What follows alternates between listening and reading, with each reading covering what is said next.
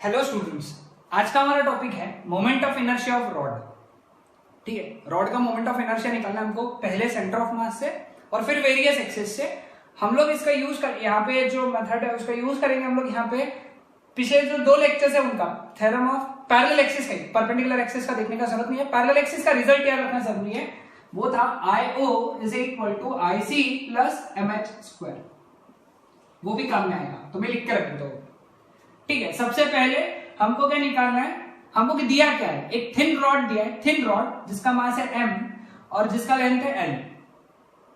ये इसका centre of mass है, ओके, और इसके अबाउट ये रॉड रोटेट हो रहा है, ऐसा रोटेट हो रहा है, इमेजिन हो रहा है, मतलब ये रॉड है तो ये सेंटर ऑफ मास से एक एक्सिस जा रहा है, ये रॉड ये ऐसा रोटेट हो रहा है।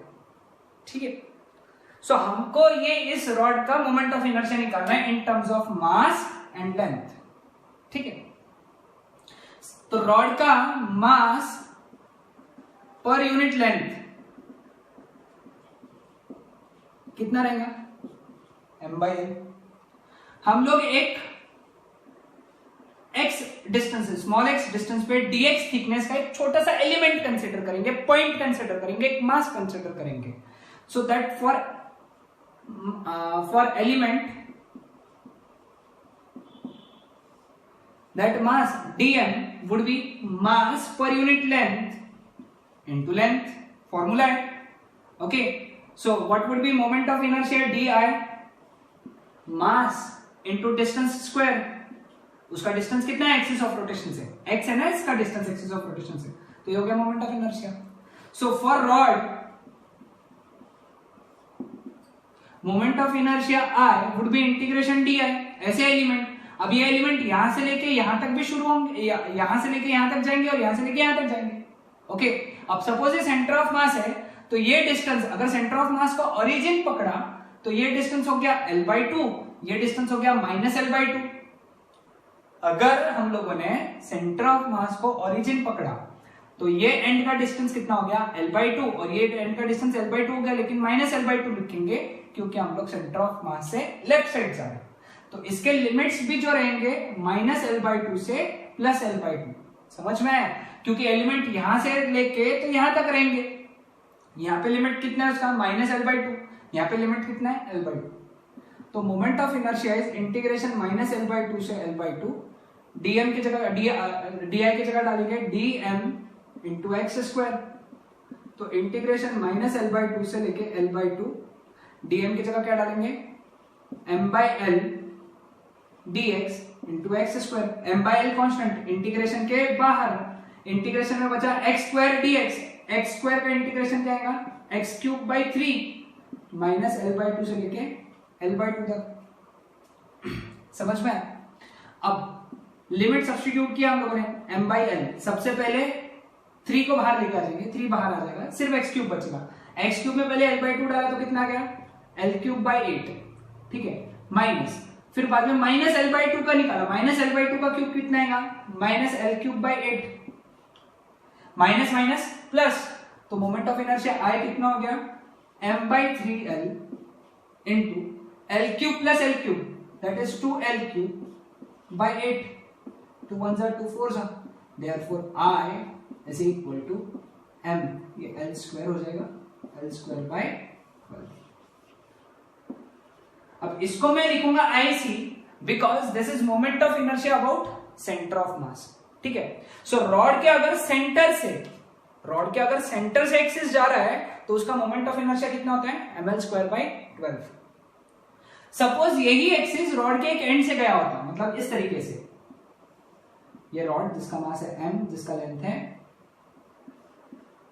l, ये एक्सिस के अबाउट हमको मालूम है IC। सपोज ये पॉइंट है O, अगर हमको ये पॉइंट में मोमेंट ऑफ इनर्शिया निकालना है IO, तो कैसे निकालेंगे, we will use parallel axis theorem. लेकिन ये डिस्टेंस कितना है l/2, सब्स्टिट्यूट करेंगे फॉर्मूला में, IO is equal to IC कितना है ml²/12। समझे, IC की जगह कितना डाला ml²/12, क्योंकि वो हम लोगों ने कैलकुलेट किया है ऑलरेडी। मास इनटू दोनों के बीच के डिस्टेंस, एक्सिस का डिस्टेंस का स्क्वायर, दोनों एक्सिस के बीच में डिस्टेंस कितना है l/2, उसका स्क्वायर यानी l²/4। ठीक है, अब इसको अगर सॉल्व किया तुम लोगों ने, इसको अगर सॉल्व करते हैं हम लोग यहाँ पे, तो कितना आएगा 3, तो ये आ जाएगा ml²/3।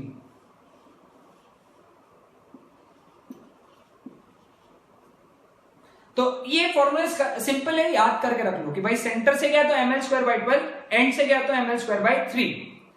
अब इसके अंदर एक और केस है, वो मैं सॉल्व नहीं करूंगा लेकिन बता दूंगा कि कैसे सॉल्व करना है। अब हमको मालूम है this is IC, okay, rod का मास m, रॉड का लेंथ l, ठीक है। अब एक्सिस यहां से जा रहा है अब ये O पॉइंट क्या है, axis is passing through mid point of centre of the rod and one and, ये एक एंड है, one and, and this is centre. One and और सेंटर के सेंटर से जा रहा है, Midway between centre and one and. Again इस बार भी यही लगेगा, आईसी का वैल्यू पता है हम लोगों को, आईसी इज ml²/12, लेकिन इस बार h जो है, अब ये l/2 है, ये उसका भी आ रहा है l/4। बस कुछ नहीं है, वैल्यू सब्स्टिट्यूट करना है, h की जगह l/4 डालना है, आईसी की जगह ml²/12 डालना है। अगर आपने इस सिचुएशन में सॉल्व किया तो इस सिचुएशन में आएगा 7 ml²/48।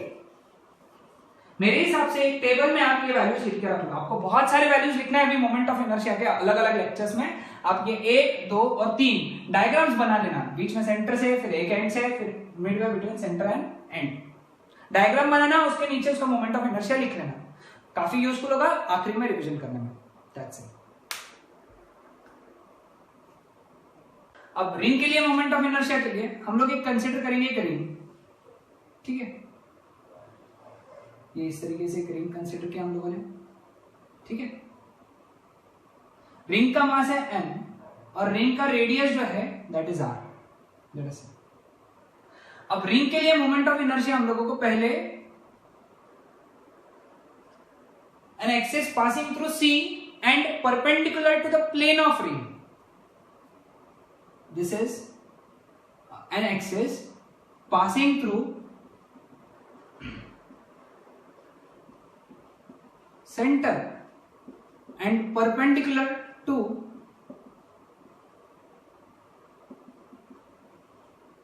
plane of ring, ये है। इसके अबाउट हम लोगों को मोमेंट ऑफ इनर्शिया निकालना है, ठीक है। नाउ लेट अस से एक छोटा सा मास है dm, ओके, रिंग पे एक छोटा सा मास कंसिडर किया, रिंग का एक छोटा सा टुकड़ा कंसिडर किया जिसका मास कितना है dm। सो इस dm मास का moment of inertia of dm is di, that is equal to mass dm into distance का स्क्वायर r²। अब ये छोटे से मास dm का मोमेंट ऑफ इनर्शिया हो गया, तो total moment of inertia of ring is integration of di, सारे di को कंसीडर करना पड़ेगा, सारे di में dm इंटू r², ये आ जाएगा। r² तो कांस्टेंट है ना, रेडियस कांस्टेंट होती है रिंग की, तो क्या बचा integration dm। So what is integration dm, m r²। So this is the formula for moment of inertia of a ring about an axis passing through center and parallel to the plane, perpendicular to the plane, important है perpendicular to the plane। अब तुम सोच रहे हो sir अब ये perpendicular word क्यों stress कर रहे हो, एक मिनट ध्यान दो यहाँ पे। Again let us consider this ring, है ना, ये एक रिंग कंसीडर करना है, ये भी तो एक्सिस है, this axis is again passing through center and parallel to the plane again यानी वो जो रिंग है उसके प्लेन में से जा रही है, प्लेन में से, ये रिंग, अगर ये रिंग है तो उसके प्लेन में से, और ये कैसा है परपेंडिकुलर टू द प्लेन, ठीक है। अब इसके अगर अबाउट मोमेंट ऑफ इनर्शिया निकालना है, लेट अस से I1 बोलूंगा इसको मैं, हमको ये पता है, ठीक है, ये कितना था IC पता है, I1 निकालना है, लेकिन तुम देख रहे हो ये दोनों के बीच में रिलेशन कैसा है, परपेंडिकुलर का रिलेशन है, तो हमको परपेंडिकुलर एक्सिस थ्योरम यूज करना है। यहाँ पे कैसे निकालेंगे, देखो, अगर ये I1 है ओके, तो ये भी I1 हुआ ना, ये भी तो I1 हुआ। यार रिंग में से ये डायमीटर के अबाउट जा रही है, ये भी डायमीटर के अबाउट जा रही है, ऐसा, यानी ये ऐसी जा रही है एक्सिस, ये एक्सिस ऐसी जा रही है, तो ये I1 हुआ, ये I1 हुआ, लेकिन ये IC है।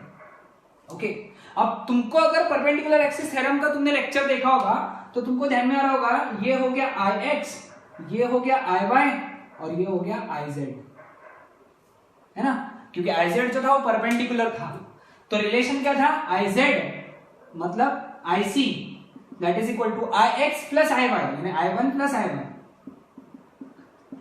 ये दोनों सेम के समझ में आना, क्योंकि दोनों एक ही है, डायमीटर से जा रही है। Therefore 2I1 is equal to IC, therefore I1 is equal to IC by 2, therefore I1 is equal to MR square by 2।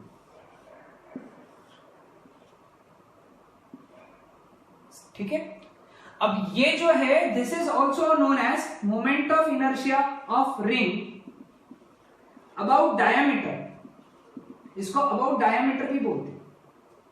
ठीक है, तीसरा मोमेंट ऑफ इनर्शिया भी होता है रिंग के लिए। रिंग के लिए देखो ये, ठीक है, ये क्या था, IC। अब ये भी एक निकालना पड़ता है हमको, ठीक है, इसको बोलते हैं हम लोग IT। IT is moment of inertia of ring about the tangent perpendicular to the plane. IT is moment of inertia of ring about T. T stands for tangent, but this tangent is perpendicular to the plane of ring. अब ये दोनों axis में distance कितना है, R। Parallel axis है, कौन सा theorem use करेंगे, parallel axis theorem. Parallel axis theorem क्या बोलेगा, IT is equal to IC plus mass M, दोनों के बीच का डिस्टेंस यानी R स्क्वायर। समझे ना, IO is equal to IC plus MH square, ये फॉर्मूला यूज किया। Therefore IT is equal to IC कितना है, MR स्क्वायर, यहां पे लिखा है ना हम लोगों ने, MR square plus MR square, therefore IT is equal to 2MR square. समझा ये कंसेप्ट, ओके। चौथा और last moment of inertia ring के लिए,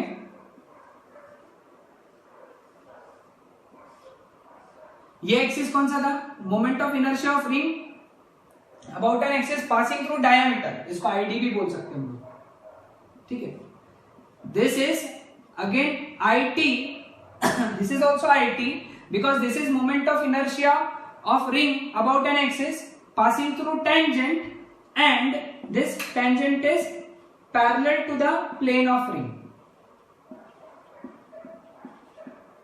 ठीक है, तो इनके बीच में रिलेशन क्या आएगा, ID, पैरेलल एक्सिस थ्योरम लगाएंगे हम लोग। Okay, ID is equal to IT is equal to ID plus mass into दोनों के बीच का डिस्टेंस। डिस्टेंस कितना है आज से, रेडियस, आज भी रेडियस इतना ही डिस्टेंस है, R स्क्वायर। ID का वैल्यू कितना है, MR स्क्वायर बाई 2, तो MR स्क्वायर बाई 2 सब्स्टिट्यूट किया, MR square by 2 plus MR square यानी 3/2 MR स्क्वायर। ठीक है, तो आफ्टर ऑल सपोज अपन ने पूरा लेक्चर समराइज किया, ओके, पूरा लेक्चर समराइज करके ये डायग्राम तुमको ध्यान रखना है रिंग के लिए। मैं पूरा आपने सभी पॉइंट्स नोट किए होंगे, ऐसा मैं कंसीडर कर रहा हूं, नहीं नोट किए तो प्लीज लेक्चर को पॉज करके नोट करो। ये एक्सिस के अबाउट MR स्क्वायर, ये एक्सिस के अबाउट 2MR स्क्वायर, ये एक्सिस के अबाउट MR स्क्वायर बाई 2 और ये एक्सिस के अबाउट, सॉरी, ये एक्सिस के अबाउट 3/2 MR स्क्वायर। तो बस ये एक डायग्राम बना लो, सारे फॉर्मूलेस उसी के अंदर आ गए। So this was all about moment of inertia of ring. अगले लेक्चर में हम लोग बात करेंगे moment of inertia of disc के बारे में।